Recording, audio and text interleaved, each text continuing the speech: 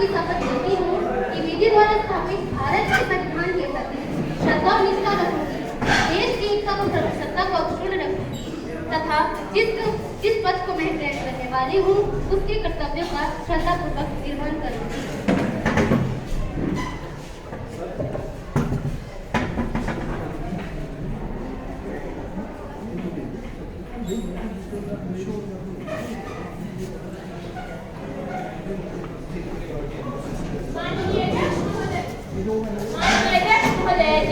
अब मैं नवनिर्वाचित अपनी पिताजी को बुलाना चाहूंगी जो संसदीय क्षेत्र चंडीगढ़ से नियुक्त होकर आई हैं। ठीक है, यहाँ से करो, अब ज़्यादा नहीं लाना। आप शपथ यहाँ से करो, आपकी भाषा में शपथ लेना चाहिए। ठीक है। I, Ambika, having been elected a member of the lower house of Youth Parliament, swear in the name of God, I will bear true faith and allegiance to the Constitution of India and by law established, that I will uphold the sovereignty and integrity of India, and that I will faithfully discharge the duty upon which I am about to enter. थोड़ा ना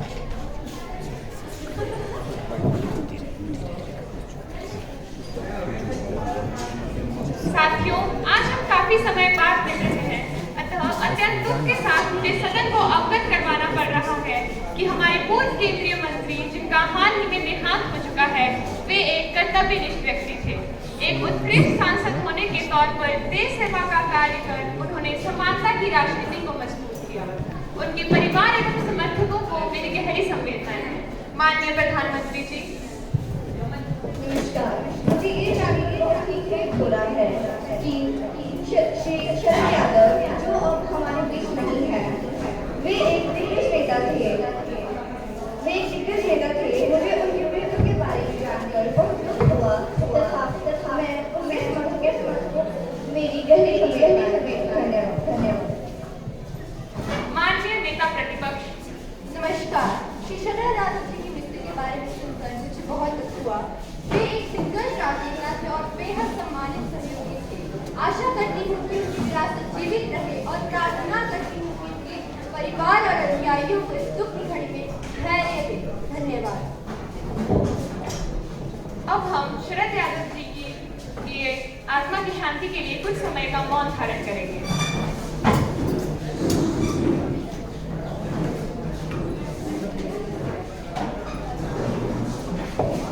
माननीय महासचिव जी, दिवंगत आत्मा के परिवार को संवेदना पत्र सदन की कार्यवाही प्रारंभ की जाए। माननीय प्रधानमंत्री जी, आप नए मंत्रियों का सदन को परिचय दें।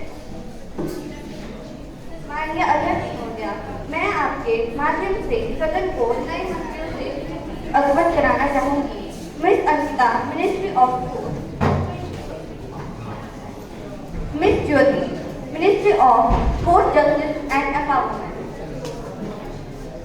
सम्माननीय सांसदगण, अब मैं संसदीय कार्य संचालन के तहत प्रश्नकाल प्रारंभ करने जा रही हूँ। मेरे पास अधिक संख्या में प्रश्न आए हुए थे, जिनमें से कुछ प्रश्नों को तारांकित प्रश्नों के रूप में लिया गया है।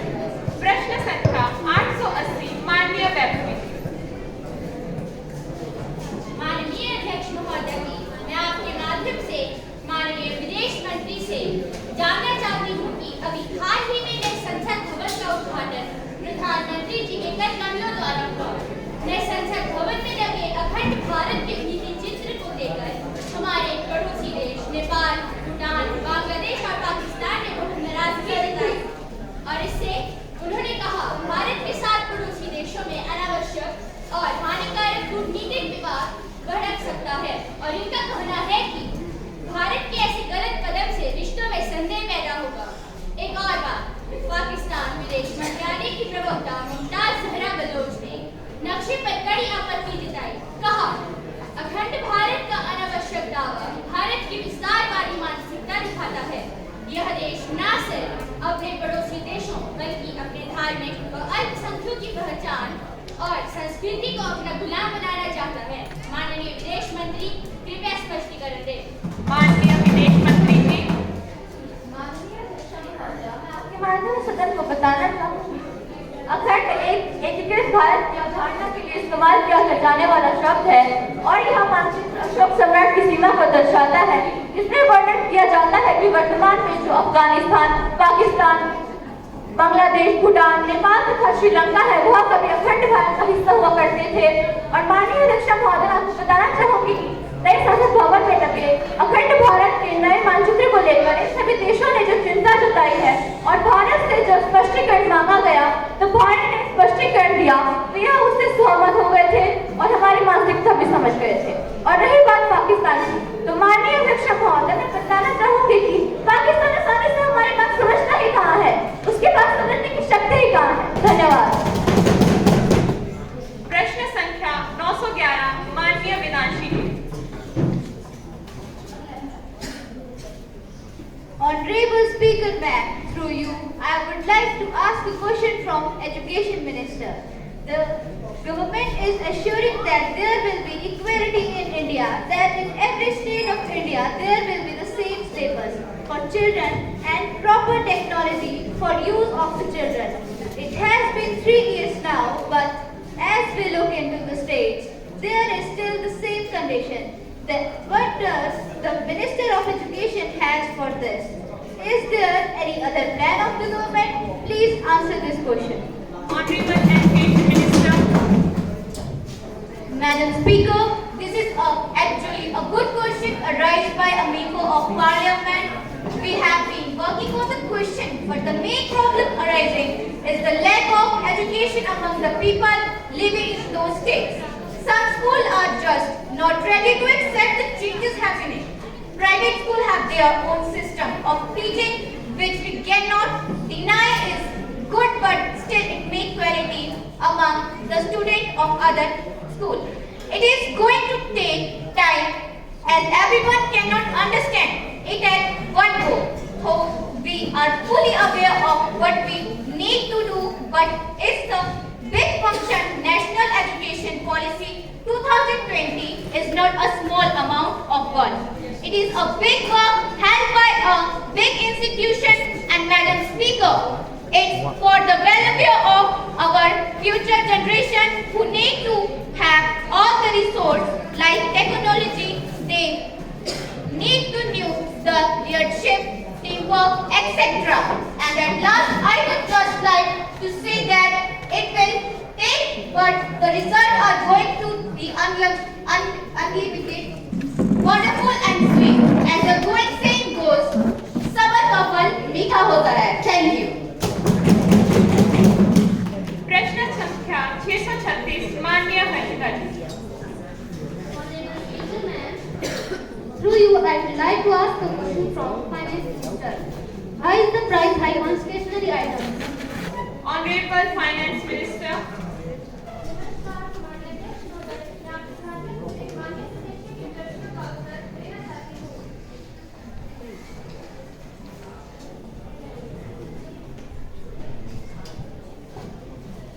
As you know, in the last 7 years, the price of stationery items gone high, and the reason behind the high rising cost of stationery items is because of the loss faced by industry players. Industry players claim that the rising prices are due to the increased cost from implementation of minimum wages and transport. The speculated increase in toll rates and rentals are also expected to contribute to increase. Other sectors are also include the electricity tariff rates, higher food price, and transport rates. No more question, please. Now the question hour is over. Now the next action in the list of businesses 0R. माननीय सदस्य सारिका जी, आप अपना प्रश्न सदन में रखें। माननीय अध्यक्ष महोदय जी, मैं सामाजिक न्याय एवं महिला सशक्तिकरण मंत्री से यह पूछना चाहती हूँ कि हमारे देश में गैर संवैधानिक पंचायतों का कुछ राज्यों में बहुत अधिक हस्तक्षेप है, जिसके कारण समाज में और उनकी लिंग जैसी कई और समस्याएं उठ खड़ी हुई हैं। मैं जानना चाहती हूँ ऐसी पंचायतों पर रोक के लिए हमारी सरकार कौन से ठोस कदम उठा रही है। Honorable Social Justice and Empowerment Minister. माननीय अध्यक्ष महोदय, मैं आपके माध्यम से माननीय सदस्यों को इनके प्रश्न का उत्तर देना चाहती हूँ। अध्यक्ष महोदया, क्योंकि खाद पंचायतें संवैधानिक नहीं है और उनके निर्णय मानवाधिकार तथा महिला अधिकारों का उल्लंघन है। अतः केंद्र सरकार ने इस प्रकार के असंवैधानिक प्रवृत्ति पर रोक लगाने के लिए सभी राज्यों के प्रमुख सचिवों और पुलिस प्रमुखों की बैठक बुलाई है। बैठक के पश्चात राज्य सरकारों से विचार विमर्श करके संवैधानिक उल्लंघन के मामलों पर कानूनी कार्यवाही की जाए। महोदया, सरकार को इस संबंध में पूरी जानकारी है कि पश्चिम उत्तर प्रदेश और हरियाणा के कुछ इलाकों में खाप पंचायतों द्वारा अपने बच्चों की हत्या तथा अपने समाज की महिलाओं के लिए कुछ असंवैधानिक निर्णय लिए गए हैं, जैसे महिलाओं व लड़कियां घर से बाहर अकेले नहीं घूम फिर सकती हैं तथा अपने जीवन साथी का चुनाव स्वयं नहीं कर सकती है। ऐसी स्थिति को देखकर मैं एक स्त्री होने के नाते अपने उत्साह को नहीं रोक पा रही हूँ। समाज रूपी गाड़ी के दो पहिए नर और नारी, पुरुष प्रधान समाज में नारी बिनु अधिकार सृष्टि की रचना करे, पाले घर संसार आजीवन संसार में रहती दुख अपार, स्वतंत्रता हर जीव का पहला है अधिकार, नारी बस दासी रही और रही लाचार, जीवन साथी का अगर मन से करे चुनाव, ऑनर गिरी के नाम पर होता है सम्मान, ऑनर गिरी के नाम पर होता है सम्मान। धन्यवाद। माननीय नेता प्रतिपक्ष, आप अपना प्रश्न सदन में रखें।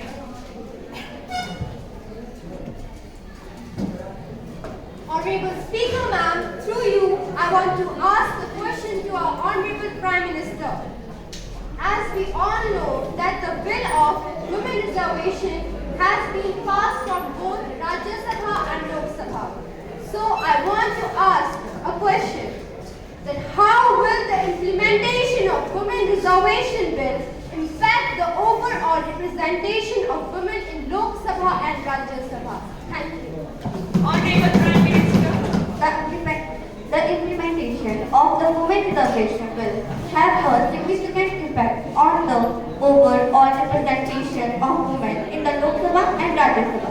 It will provide a platform for more women to participate in the decision-making process, ensuring that the voice of women are heard. माननीय सदस्य अंबिका जी, आप अपना प्रश्न सदन में रखें। माननीय अध्यक्ष महोदया, मैं माननीय रक्षा मंत्री से पूछना चाहूंगी कि क्या भारत और चीन के बीच पैंगोंग लेक में सेना के बीच कोई तरक्की के संकेत मिल रहे हैं, और यदि ऐसा है तो सदन को अवगत कराएं। माननीय रक्षा मंत्री जी।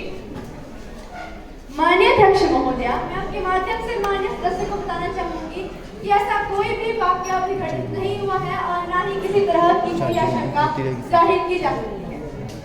भारत और चीन के सेना अधिकारियों की 10 फरवरी को भारत की सीमा पर लद्दाख में पैंगोंग क्षेत्र में बैठक हुई थी और पैंगोंग क्षेत्र में तैनात अपने सैनिकों को वापस लेने के लिए भारत और चीन के बीच समझौता दोनों पक्षों के पूर्वी लद्दाख में अप्रैल 2020 से पहले की स्थिति में वापस लौटने का एक सकारात्मक संकेत है। समझौते के तहत भारतीय सैनिक फिंगर 3 माह के स्तर पर धनसिया पर सैन्य चौकी पर वापस चले जाएंगे और चीन अपने सैनिकों को लगभग 10 किलोमीटर दूर सिलजाक मैदान पर स्थित 8 फिंगर पर अपने स्थायी बेस पर वापस ले जाएगा। बीच का पूरा क्षेत्र एक बफर क्षेत्र होगा जहां दोनों पक्षों द्वारा गश्त की अनुमति फिलहाल नहीं दी जाएगी। माननीय अध्यक्ष महोदया, मैं सदन को अवगत कराना चाहती हूँ कि हमने कुछ नहीं खोया है। चीनी सेना ने भारत वाणिज्य क्षेत्र में कोई घुसपैठ नहीं की है और न ही कभी आगे ऐसा करने की हिम्मत करेगा। धन्यवाद। Now the next action in the list of business is breach of privilege. Madam, a serious breach of privilege has been committed by the authority of District Mandi. Without any valid reason, they banned me to attend a social peaceful gathering on 15th May 2023. The authority has attributed dishonest motive and I am requesting you to raise a question on that matter now. Thank you. Is it? Clearly it is a matter of great concern, but you can't bring a surprise on me like this. The matter will be examined and then I shall let you know my decision. Next business in the list of business. Paper to be laid on the table of the House by Minister of Social Justice and Empowerment to lay copy of each of the notification and annual report for the year 2021-2022. Madam, I beg to lay on the table copy of the annual report of the Rehabilitation Council of India, New Delhi for the year 2021-22. Statements and reasons for delay in laying the paper mentioned there. Next business in the list of business. Secretary General to report message from the upper chamber of Youth Parliament. Madam, I have to report the following message received from the Secretary General of Upper Chamber. I am directed to inform the Youth Parliament that the sexual harassment of women at workplace in 2021 has been passed by Upper House and is sitting held on 26 February 2023. Secretary to lay on the table of the House sexual harassment of women at workplace, prevention, prohibition and repression. Bill 2022 as passed by the upper chamber. I lay on the table of the House the bill as passed by the upper chamber. Now the next business in the list of business. Honorable members, I have to make an announcement on my behalf and on behalf of the honorable members of the House. I have great pleasure in extending a warm welcome to Her Excellency, Ms. Taizui, Vice President of Taiwan Parliamentary Delegation, who is on a visit to India as our honored guest. अतिथि देवो भव कहती है भारत की धरा, सम्मान करके अतिथि का निभार मुझे पड़ता। मैं माननीय प्रधानमंत्री जी से निवेदन करूंगी कि आप अतिथि महोदया को सम्मान हेतु सभी पुरस्कार दें।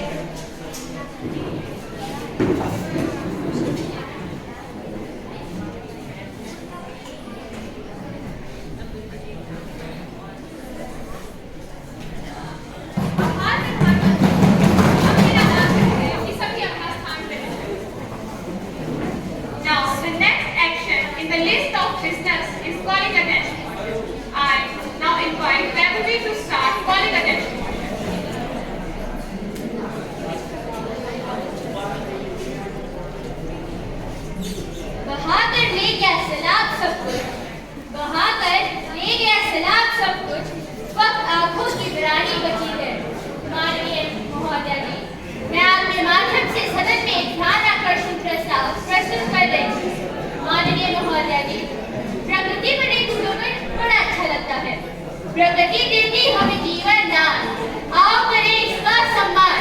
प्रकृति ने हमें दिए है बहुत उपहार, यह है जीवन का आधार। जैसा कि हम सब जानते ही हैं कि पहाड़ी राज्य हिमाचल प्रदेश में इस सीजन में हुई अगस्त 2023 महीने की बारिश ने जमकर तबाही मचाई। इस सीजन में बारिश ने प्रदेश के लोगों को जो दर्द दिया वे कभी नहीं भुला सकेंगे। कहीं रात को घर पर सोते हुए परिवार की जीवन लीला भी खत्म हो गई, तो कहीं मंदिर में पूजा करने गए भक्तों के जीवन का अंत अब नैरात्य देव के सामने हो गया। प्रदेश सरकार को मानसून में भारी बारिश से आई आपदा के दौरान 9,711.95 करोड़ रुपए का नुकसान हुआ।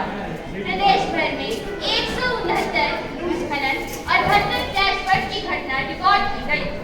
हिमाचल प्रदेश का कोई ऐसा स्थान नहीं था, कोई जिला नहीं था, कोई शहर नहीं था जो इस प्राकृतिक आपदा के दौरान सुरक्षित हो। उस समय सरकार क्या कर रही थी महोदय? क्या सरकार ने ऐसे किस समय के लिए कुछ सोचा था? लगातार बाढ़, बादल फटने और भूस्खलन से पूरा राज्य बुरी तरह से तबाह हो गया। हिमाचल प्रदेश में 503 लोगों को अपनी जान गंवानी पड़ी, 519 लोग घायल भी हुए। अभी भी महोदय जी, अभी भी 39 लोग लापता हैं। शिक्षा विभाग को 212.36 करोड़ रुपए का नुकसान हुआ है, जबकि लोक निर्माण विभाग को 2,950.55 करोड़ रुपए का नुकसान हुआ है। मैं सदन को यह बताना चाहूंगी कि प्राकृतिक आपदाओं की वजह से विनाश का सबसे भयावह मंजर विकास परियोजनाओं वाले क्षेत्र में सबसे अधिक देखने को मिला है। मुझे यह लगता है कि सदन मेरी बात अच्छे से समझ चुकी है कि आखिर मैं कहना क्या चाहती हूँ, लेकिन महोदय जी अभी भी मेरे पास कहने के लिए काफी शब्द है, तो गौर कीजिएगा। सबसे अधिक नुकसान शिमला और कुल्लू मनाली घाटी में हुआ है। पर्यटन की दृष्टि से प्रसिद्ध इन दोनों जिलों में पिछले कुछ समय में बेतहाशा निर्माण कार्य चले हुए हैं। सड़कों की फोरलेनिंग का काम चला हुआ है। जिसके लिए भारी मशीनरी और प्लास्टिक तकनीक का सहारा लिया गया है। पहाड़ियों को काट कर सड़कों को चौड़ा किया जा रहा है। नदियों के किनारे होटल और अन्य निर्माण किए गए हैं, जिसके कारण नुकसान ज्यादा हो रहा है। मैं बताना चाहूंगी कि यह प्राकृतिक नहीं, मानव द्वारा रचित आपदाएं हैं। जी हाँ, मानव द्वारा रचित, जिसकी वजह से एक छोटी सी आपदा बड़ी त्रासदी में परिवर्तित हो चुकी है। हिमाचल प्रदेश में 122 वर्षों के बाद जुलाई अगस्त के महीने में इतनी अधिक बारिश हुई है। इसी साल महोदय जी, इसी साल पहाड़ों को काटा गया है, सुरंगों का निर्माण किया गया है। अब पता नहीं कि इस संकट का सारा दोष प्रकृति को देना चाहिए या फिर मनुष्य को भी।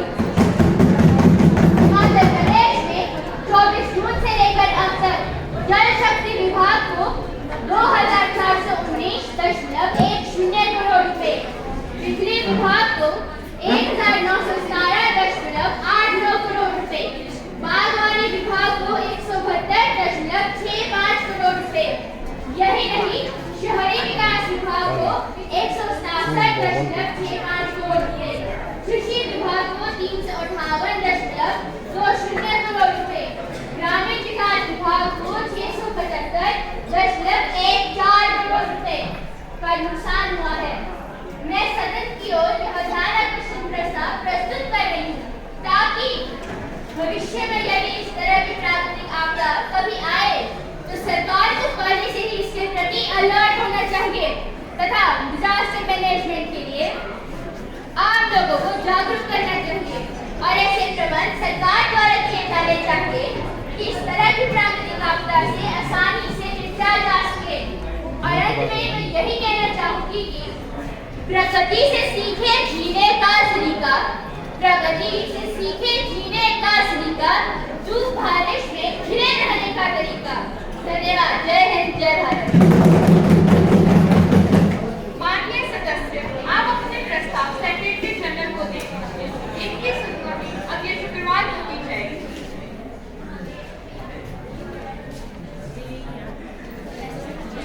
Now, the time for legislative business.